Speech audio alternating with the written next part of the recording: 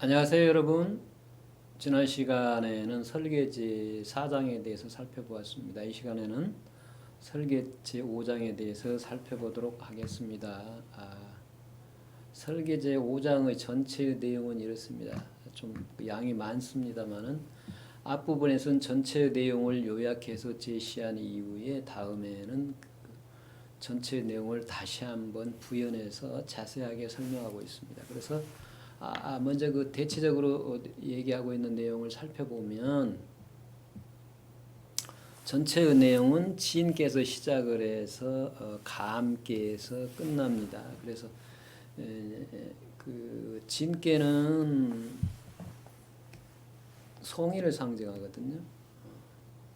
장남인 동시에 송이를 상징하고 간께는 소남인 동시에 군자를 상징합니다. 그러니까 성인에 의해서 성인에 의해서 가르침으로 나타난 또는 도가 제시되고 그걸 바탕으로 해서 군자가 길러지는, 다시 말하면 성인에서 그 주역과 같은 성명 원리가 역을 통해서 제시가 되고, 역이라는 이제 주역이라는 저작이죠.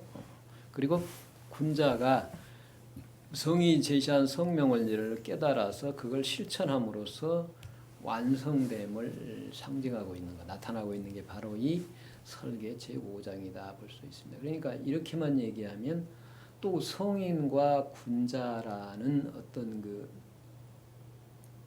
나와 다른 제3의 존재가, 나와 별개의 존재가 있는 것으로 생각이 쉬운데 그렇지가 않습니다. 사실은 그래서 이제 그 설계제 3장을 그 도상화시켜서 하나의 도표로만 그 도상으로 만들어서 표현한 복희 팔계도가 있듯이 이 설계제 5장을 도상화시켜서 만드는 문왕 팔계도가 있습니다. 다만 이제 문왕 팔계도는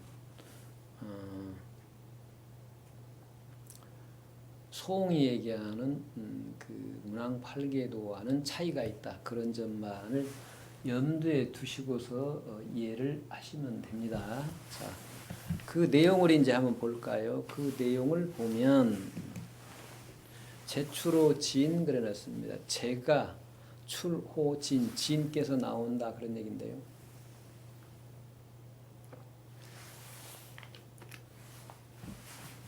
제라는 건 근원입니다. 근원. 상제라고도 얘기하는 근원. 그러니까 인간의 입장에서 보면 이게 지금 성명의 이치 입장에서 보면 성명의 이치에서 보면 삶의 근원인 성품이 바로 어디서 나오느냐 그런 얘기입니다. 진께로 나온다 그 말입니다. 그러니까 성품의 작용이 어디서부터 시작이 된다고요? 진께로부터 시작이 된다. 진께에서 나타난다. 그런 얘기입니다. 이걸 이제 역사상의 문제로 주역, 우리가 지금 보고 있는 주역과 관련해서 역사상의 문제로, 사상의 문제로 이해를 하면 그렇다는 얘기예요. 성인에 의해서 주역이 쓰여짐으로써 성명의 이치가, 성명의 이치가 드러난다.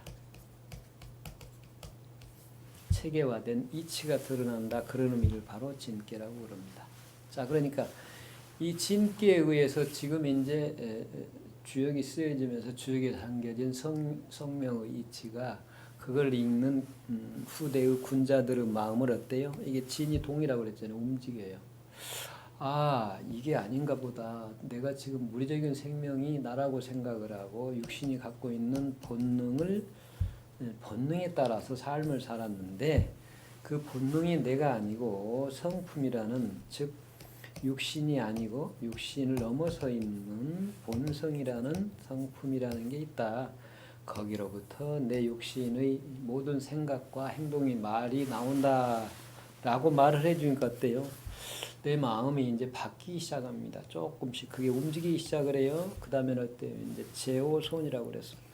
손께의 특징은 바람이라고 그랬잖아요. 바람. 이게 손은 흩어버리는 작용을 한다. 그 말입니다. 확산하는 작용을 한다. 그게 이제 확산을 함으로써 뭐 하느냐 하면 가지런해진다. 그 말입니다. 자, 흩어버리고 뭐를 흩어버리고요? 육신이 나라는 생각을 흩어버리고 그 흩어지면 어때요? 마치 태양을 가리고 있는 구름이 흩어지면 그게 뭐가 됩니까? 구름이 사라지면 태양이 드러나는 것과 똑같죠. 그러니까 흩어버림으로써 가지런해진다. 내 마음이 성품을 향하게 된다. 그런 얘기고요. 그럼으로써 상견우리 한다 그럽니다. 이계를 통해서 서로 볼 수 있다 그런 얘기입니다. 서로 볼 수 있다는 얘기는 이제 나와 남이 둘이 아님을 알게 된다 그 말입니다. 그 나와 남이 둘이 아닌 성품의 세계를 서로 보게 되는 거죠. 그러니까 어때요? 그 성품이 참으로 이거는 이제 본다는 얘기는 여기서 볼 견자는 깨달음의 의미라기보다는 나타난다는 의미거든요. 그러니까 마음에서 나타나는 거예요. 깨달기 이전에 그런 게 있구나. 그러니까 성품 중심으로 살아가는 대인의 삶이 있구나라는 걸 알게 되는 겁니다. 서로. 자, 그 다음에는 어때요? 이제 치였고 곤이라고 했거든요. 치였고 곤. 그 불임을 이룬다 그럴 때예요. 곤은 뭐라고 그러죠? 곤은 감춘다, 곤게 감춘다 그런 얘기인데 이게 이제 물리적인 생명의 문제인데 곤은 명을 상징하고 건은 그 성을 상징한다고 그랬잖아요. 근데 성품을 주체로 한 물리적인 생명 현상이 아직은 일어나지 않기 때문에 어때요? 그게 어떻습니까? 물리적인 생명이 나라는 생각을 자꾸 버리려고 그러잖아요. 버리고 그걸 떠나서 형이상적인 생명으로서 성품이 나라는 생각을 하기 때문에 어때요? 한편으로는 열어노태가 되죠. 택계를 통해서 기쁨을 말한다. 그 말은 이제 그 기존의 삶과 달리 소인의 도가 중심이 아닌 대인의 도가 중심이 되면 그 대인의 도가 즉 성품을 주체로 살아가는 즐거움이 있습니다. 그게 이제 수행 또는 학문하는 즐거움이 있다고 볼 수가 있죠. 그러니까 이게 지금 그걸 벗어나기 위해서 열심히 그 공부와 버리려고 하고 성품을 따르려고 하는 게 바로 치였고 권이고요. 그 기쁨을 느끼는 게 열어놓대고. 자, 그렇지만 또 이제 고비가 있죠. 고비가 있습니다. 천호건 그러잖아요. 싸운다. 정말로 이게 성품이 있는 것일까? 지금 이게 그냥 본래 내가 살았던 그것이 참된 삶이고 그것 위에 다른 삶은 없는 것이 아닐까라는 이제 시험이 오게 되는 거죠. 전부 마음에서 일어나는 거예요. 성품에 대한 의심 때문에 마음에서 일어나는 갈등 그거 이제 전호건 그랬죠. 그 다음에 노감입니다. 수고롭다. 감기가 물이잖아요. 물. 그럼에도 불구하고 어때요?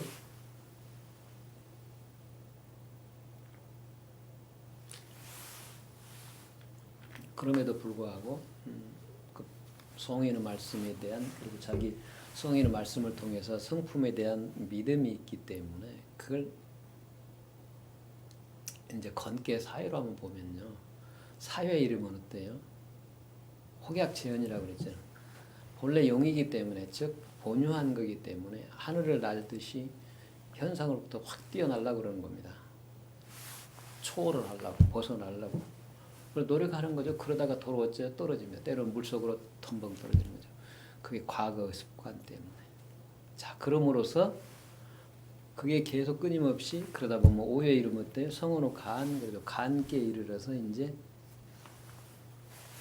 성품이 주체가 돼서 살아갈 수 있게 됩니다. 그걸 그래서 간께 이르러서 비로소 이루었다라고 말을 한다 그 말입니다. 이게 이제 간략하게 아까 그 4장에서 살펴보았던 내용과 유사한데 좀 다르죠. 이건 아까 얘기했던 그 진계와 간계가 중심이 돼서 그게 결국은 건곤계로 이어지는 것과는 또 다른 내용입니다. 그죠? 완전한 성품의 세계로 건깨가 표현하는 성품의 세계로 이르러서 그런 것만 아니라 그 다음에 뭘 해야 돼요? 공깨가 상징하는 삶을 살아야 돼요. 그래야 비로소 이제 부모 역할을 할 수가 있는 거죠. 또 다른 자식을 낳아서 기를 수가 있는 거죠. 여기서는 지금 뭐가 중심이 되어 있어요? 여기까지는 이르지 않았고 건 중심으로 해서 알 중심으로 해서 성품에 이르는 과정이 중심이 되어서 이렇게 설명이 되었다라는 것을 알 수가 있습니다. 자, 그러면 이제 이걸 좀 풀어서 자세하게 설명을 하고 있는 부분에 대해서 다시 살펴보도록 하겠습니다.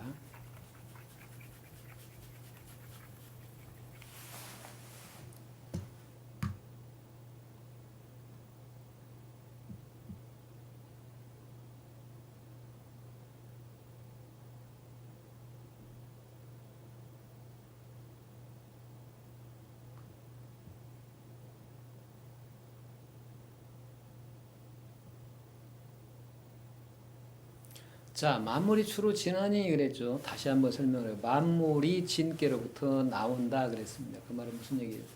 성인의 말씀을 통해서 성명의 이치를 통해서 만물이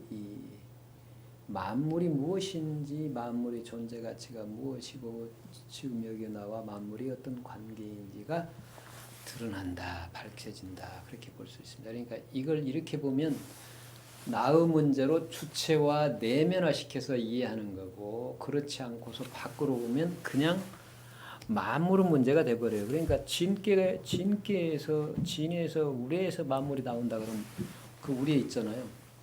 치르는 우리에서 만물이 나온다 그렇게 생각할 수 있죠. 즉 에너지로부터 만물이 나온다. 이제 이게 과학적인 접근을 해버리게 되죠. 이게 바로 우리가 어떤 패러다임에서 주역을 보느냐에 따라 다르다 그래요. 소위 말하는 피지컬 패러다임에서 보면 어때요? 과학의 세계가 전개가 되죠. 이건 자연밖에 드러나지가 않아요. 천지도 아니고 물리적인 천지라고 하는 자연만이 드러납니다. 그죠? 그러나 이걸 이제 내 문제로 표현하면 이게 메타피지컬 패러다임에 의해서 뭐가 돼요? 주역다운 이제 에너지의 문제가 아니고 이게 성명의 문제가 됩니다. 성명 문제.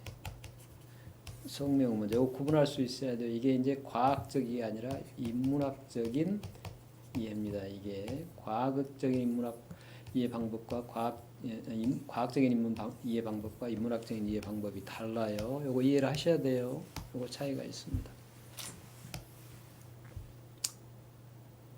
그래서 지는 동방이라 그랬죠. 그러니까 이렇게 얘기해 되면 이게 그 주역을 연구할 때 많이 이런 마인드가 없으면 계속 헷갈리게 됩니다. 이게 과학적인 사유하고 인문학적인 사유하고 자꾸 혼동을 하게 되니까 이상한 소리들 하게 되는 거예요. 이게 세상 자체 자연의 문제 얘기인 걸로. 그러면 자연의 얘기라면 인간하고 무슨 관계가 있습니까?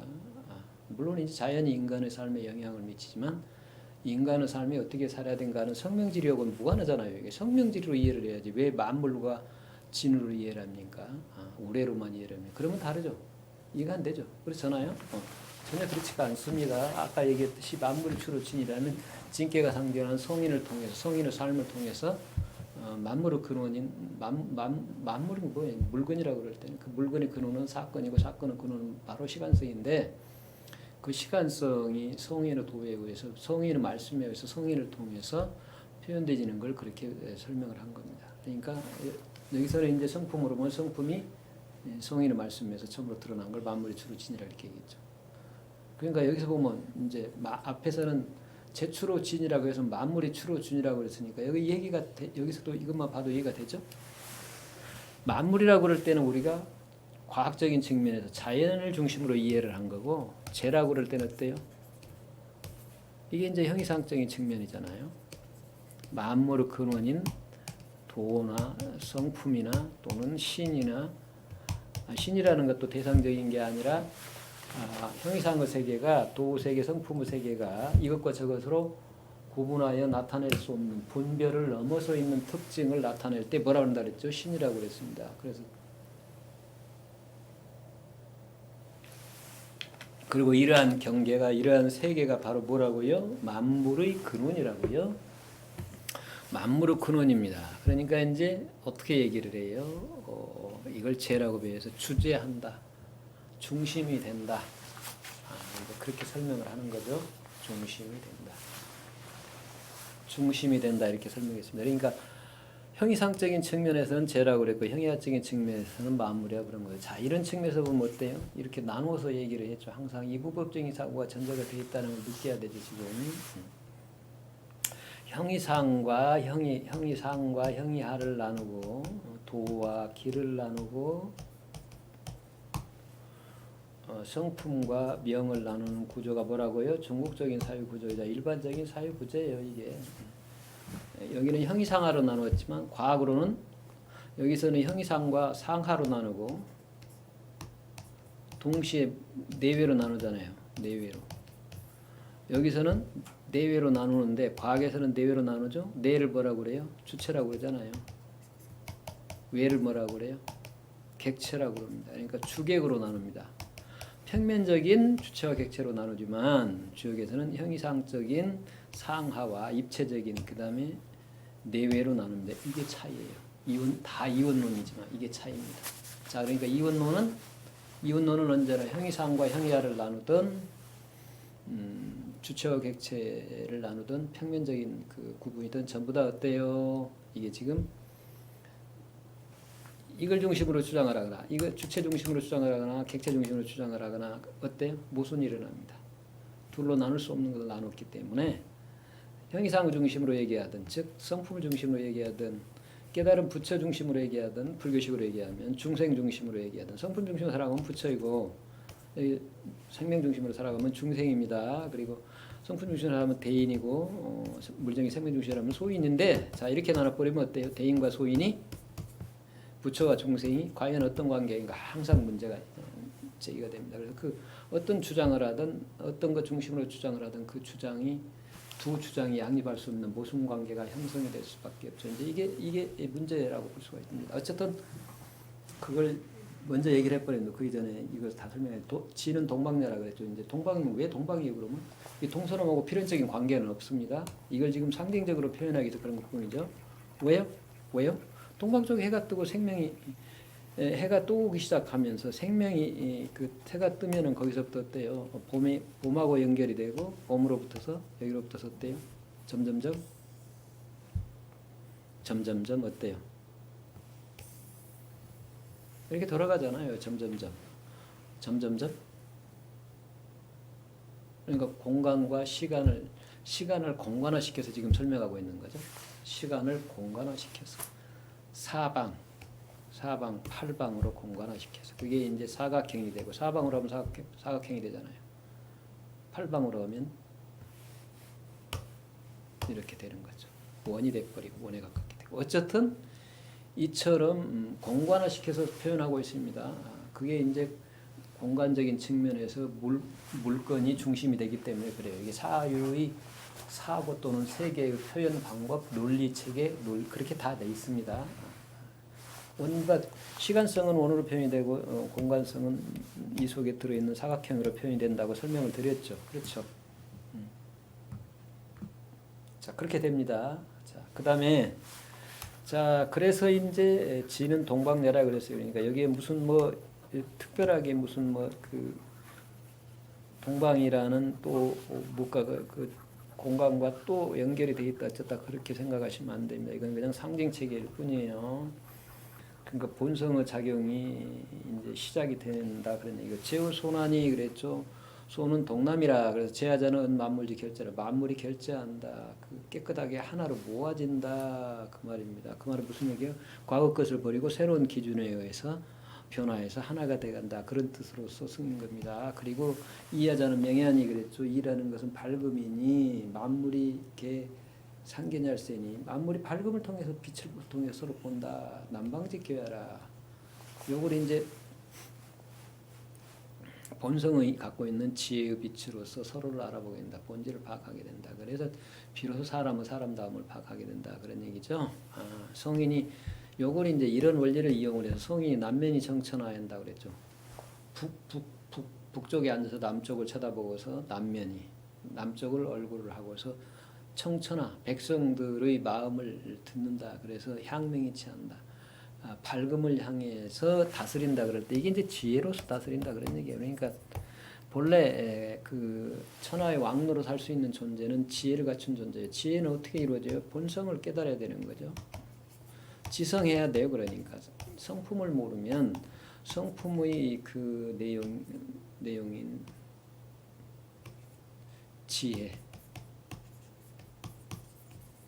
지혜와 인 또는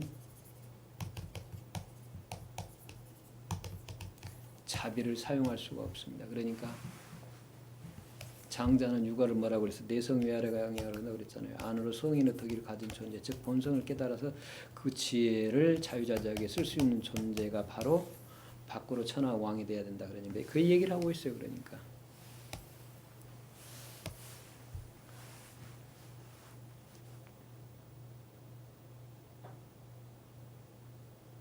지혜가 없는 사람은 그러니까 뭐가 옳은지 그른지 내 국가를 어떻게 끌고 나갈지 모르잖아요.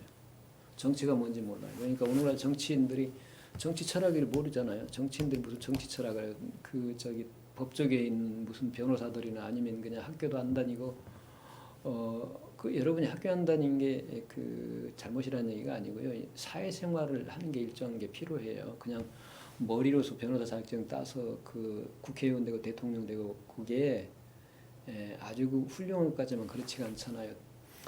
그 교육을 통해서 일정한 기간을 그 함께 하는 게 굉장히 중요한 이유가 사회성, 서로 더불어 함께 살아가는 방법을 모릅니다. 소통하는 방법을 몰라요. 그 소통하는 방법이요, 그 더불어 살아가는 가장 근본이에요, 그게. 그러니까 그걸 처음에 배울 때 가정에서 배우잖아요. 자식은 반드시 부모와 소통하는 방법을 배웁니다. 그게 뭐라고 그래요? 우리는 그걸 효도라고 그래요. 효도인데 그 효도가 바로 뭐냐요? 인이 바탕이 돼서 부모에 대한 예입니다. 그게. 그러니까 예로서 대하는 방법, 즉 내 안에 있는 인이라는 자비, 사랑을 부모로부터 받은 사랑을 부모에게 되돌려주는 효도를 배우는 겁니다. 가정에서 배우고 그게 이제 학교에 다니면서 그 가정에서 배운 서로 사랑을 나누는 방법이 바로 뭐예요? 지혜입니다. 그걸 어디에서 해요? 이제 학교에서는 성장을 하면서 그 동료들과 배워요. 학교에서. 그리고 사회에 나가서는 그걸 확장해서 다른 이제 수많은 사람들과 그걸 실천하게 됩니다. 그러니까 그런 과정이 없으면 혼자 사회적인 어떤 인을 주체로 인격적인 만남, 인격적인 인간관계를 형성하면서 살아가기가 어렵습니다. 그래서 그건 옛날 얘기란 얘기예요. 과거로부터 내성외양이라고 그랬죠. 그러니까 자기 본성을 깨달아서 지혜와 자비를 활용할 수 있는 존재가 임금 노릇을 했지.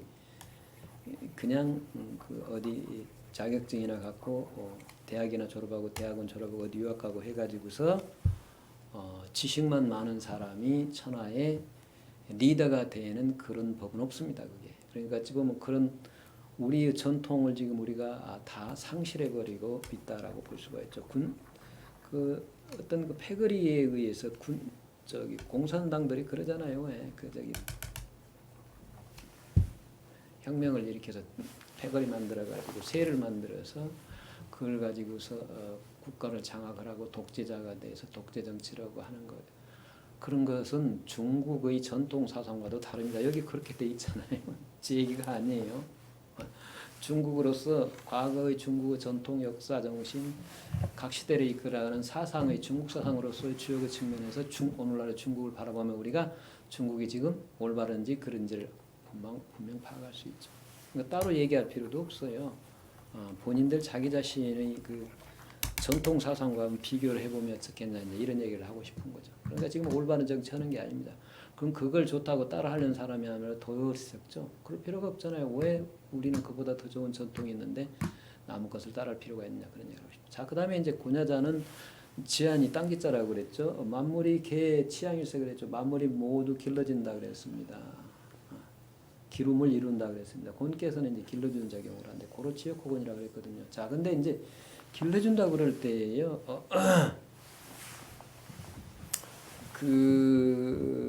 우리가 이제 번뇌가 바로 볼이다라고 얘기를 하잖아요.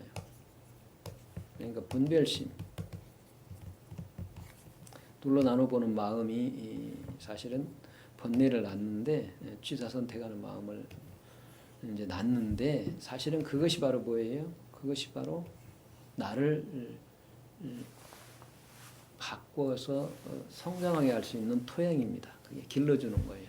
그걸 이제 곤케르는 이렇게 설명을 한 거죠. 자, 그 다음에는 이제 학문의 기쁨이 성명의 이치가 처음에는 형이하적인 물리적인 생명을 벗어나서 소인의 도를 벗어나고자 했는데 사실은 소인의 도가 바로 곧 대인의 도더라. 찾는 그 마음이 바로 성품의 작용이더라라는 걸 알게 되면서 어때요? 그 찾는 마음이 토양에 대해서 점점 뭘 알게 됩니까? 그것이 바로 본성의 작용임을 알게 된다는 얘기죠. 자, 이제 그래서 택계에 이르면 정축, 가을인데 가을은 어때요? 수확하는 계절이잖아요. 그래서 만물지 소일이에요. 수확을 함으로써 기쁨이 있다는 얘기죠. 고로 열어놓테라. 그러므로 택계에서 기쁨을 말한다라고 했다. 자, 전호건은 어때요? 건께서 싸운다 그 말은 걸은 서북지기하라. 이제 서북쪽으로 그 공간적인 배치를 해놓고서요. 음양 상박이하라 그랬고 음양이 서로 엽다 그 말입니다. 엽다는 얘기는 관계가 소원하다 그런 얘기예요. 가깝지 않다. 그러니까 의심이 있다는 얘기입니다. 의심. 자, 그 분별심에 의하면 어때요? 본성을 사실은 어때요? 의심을 하는 거죠. 그냥 이 분별심이 글자 그대로 본래 나 아니던가. 굳이 나와 다른 또 다른 본성이라는 게 뭐가 있나. 이제 이런 의심을 하게 된다는 얘기죠. 그 얘기를 이제 우리가 건계의 상효 또는 건계의 상효에 가면 그런 얘기를 쭉 하고 있죠.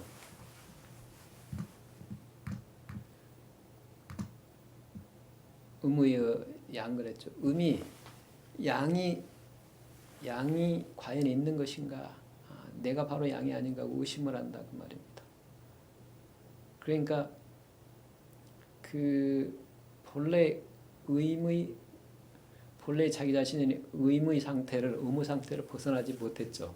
그러면서도 자기가 양이라고 착각을 일으키게 됩니다. 그러니까 이게 이제 다투게 되면 어쩐다는 얘기예요? 죽는 거죠. 죽는 겁니다. 그 의심이 바로 그러니까 문제라고 얘기할 수 있죠. 어쨌든 그런 내용입니다. 그래서 이제 감께는 수야니 정북방지게하라 노께하니 만물지 소기하일세 왈 노후 감이라 그랬죠. 만물이 돌아가는 곳이다라고 얘기를 해놓고서 수고로 로자를 썼잖아요. 그러니까 수행이라는 건 본래 그런 거라고 얘기를 했잖아요. 본래의 내 자리로 돌아가 현상으로부터 본래 나왔던 곳으로 돌아가는 곳이 바로 그게 이제 수고로움이다 그런 얘기입니다. 근데 감개가 뭐라 그랬죠? 감개가 감이 수에서 물을 통해서 쩐다고 그랬죠.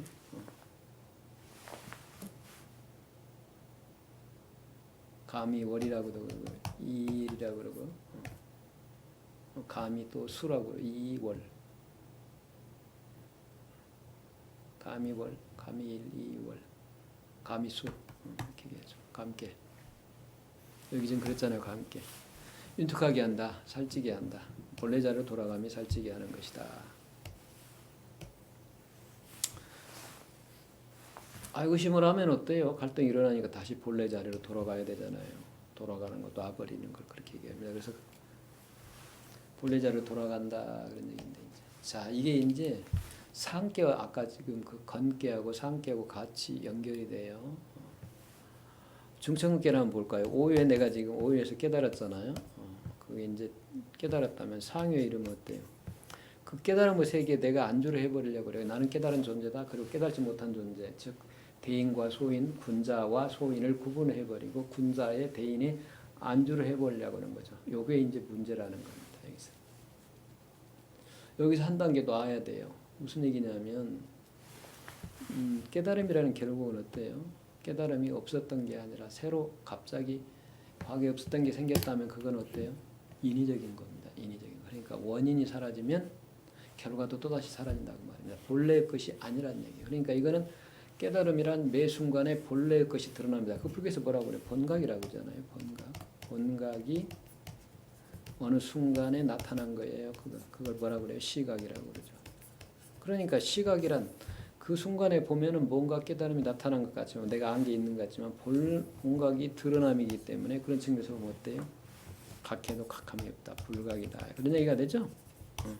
불각의 차원이 불각이니까 그렇게 보면 불각과 번각과 시각이 아닌 둘이 아닌 일각이다. 이런 차원에서 보면 어때요?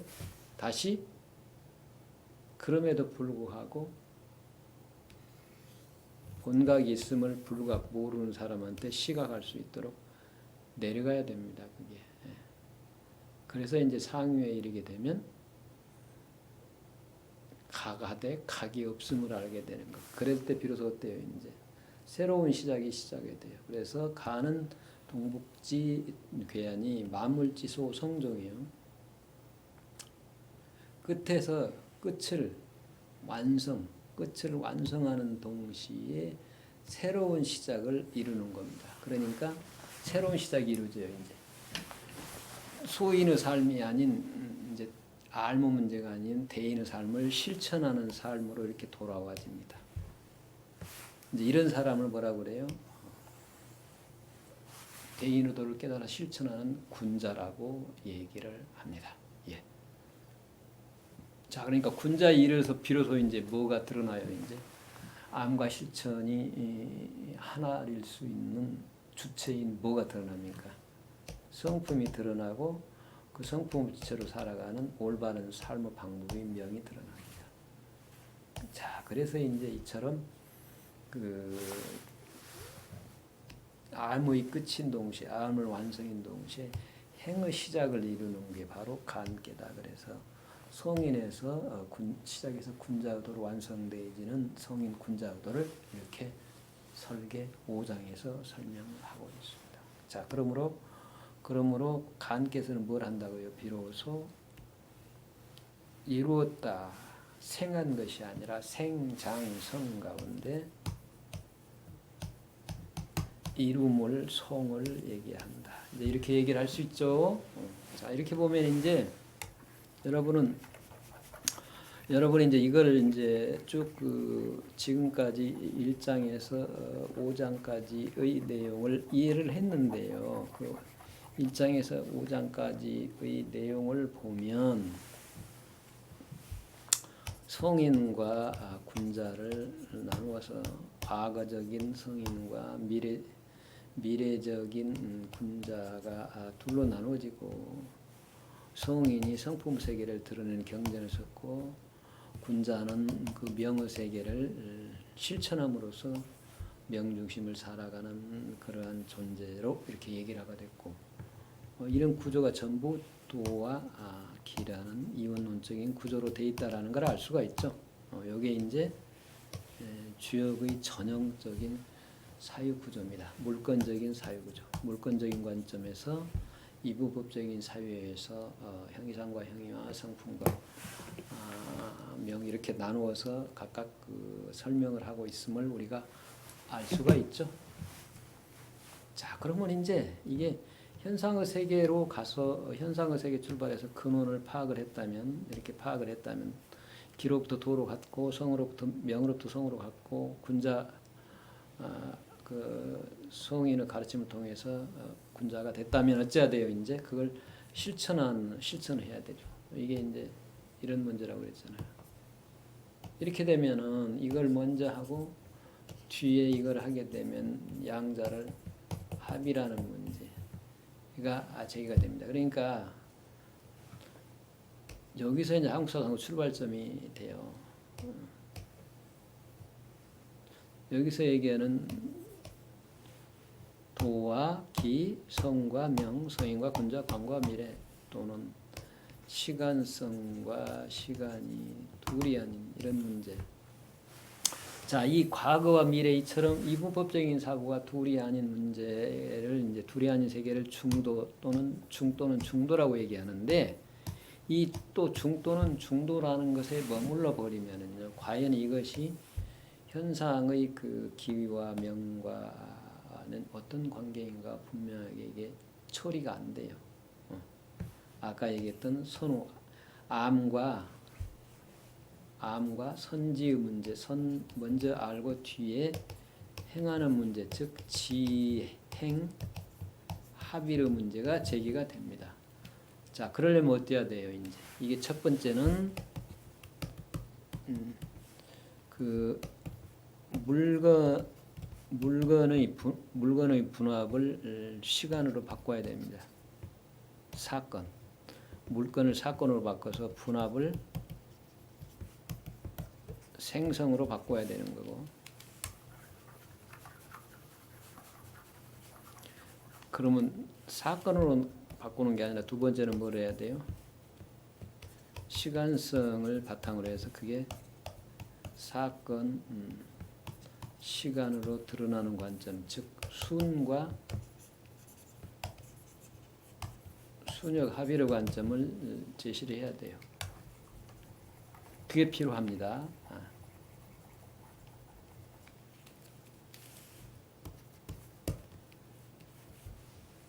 여기에 이제 생성을 바탕으로 한 분합이 됩니다. 이런 세 가지의 요건이 돼요. 여기에 이제 이원론적인 사고에서 해결되지 않는 모순 관계, 나눠지는 관계를 해결할 수 있는 방법입니다. 그러니까 이게 그 과학이나 중국 사상, 형이학적인 과학과 형이상적인 중국 사상을 비롯한 여러 사상, 종교에서 말하는 형이상과 형이학의 입체적인 양분, 이분과 주체와 객체의 이분, 그 평면적인 양분을 넘어서 있어야 되고, 그 문제는 어떻게 해결이 되느냐? 그 나눠짐으로써 서로 양자 어느 한쪽을 중심으로 주장하게 되면 그 두 주장이 언제나 둘 다 옳을 수 없는 모순 관계로 나타나는데, 그걸 해결하기 위해서는 어떻게 해야 된다고요? 문제는 물건적인 관점에서 물건적인 분합에서 사건적인 생성으로 바꿔야 되고, 그냥 단순하게 사건이 아니라 형이상적인 시간성을 중심으로 그것이 드러난 시간의 차원에서 봐야 된다는 것. 그러다 보면 생성 속의 분합이다. 생성을 중심으로 해서 그 내용으로 분합을 보게 된다. 그런 얘기입니다. 이게 바로 뭐라고요? 이게 바로 우리가 지금까지 살펴보았던 설계 제5장의 내용을 통해서 우리가 중국 사상과 한국 사상의 특징이 어떻게 다른가를 살펴봤습니다. 자, 다음에는 그럼 어때요? 이제 이 내용을 중심으로 우리가 어찌해야 됩니까? 한국 사상이 무엇인가를 살펴봐야 되겠죠? 예, 이 시간은 이걸로 마치겠습니다.